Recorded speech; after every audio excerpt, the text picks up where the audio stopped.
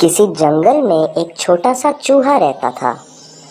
एक दिन वो घूमते घूमते अपने घर से दूर आ निकला।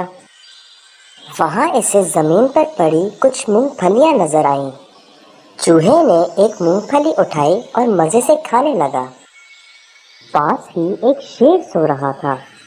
चूहे के मूंगफली कुतरने की आवाज से शेर जाग गया। शेर ने गुस्से से कहा, ये कौन है जिसने मुझे नींद से जगाया है?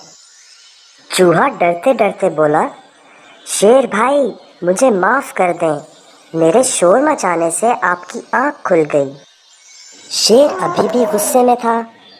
उसने चूहे को पंजे में दबाया और बोला, तुमने मेरी नींद खराब की है, तुम्हें सजा मिलनी चाहिए। चूहा ये सुनकर घबरा गया और गिड़गिड़ा कर बोला, शेर भाई, मुझे जाने दें, मैं आइंदा ऐसी गलती नहीं करूँगा। ये सुनकर शेर के दिल में रहम आ गया और उसने चूहे को छोड़ दिया। चूहे ने शेर का शुक्रिया अदा किया और कहा, आपने आज मेरे साथ अच्छा सलूक किया है, हो सकता है एक दिन मैं भी आपके काम आ सकूं। शेर ने ये बात सुनी तो खूब हंसा। इसका ख्याल था कि इतना छोटा और डरपोक सा चूहा इस जैसे बड़े और बहादुर जानवर की क्या मदद करेगा।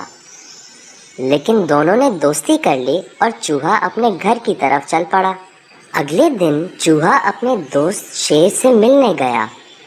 वहां पहुंचा तो उसने देखा कि शेर बेचारा किसी शिकारी के जाल में बुरी तरह फंसा हुआ है। बहुत कोशिश के बावजूद वो जाल से निकल नहीं पा रहा था।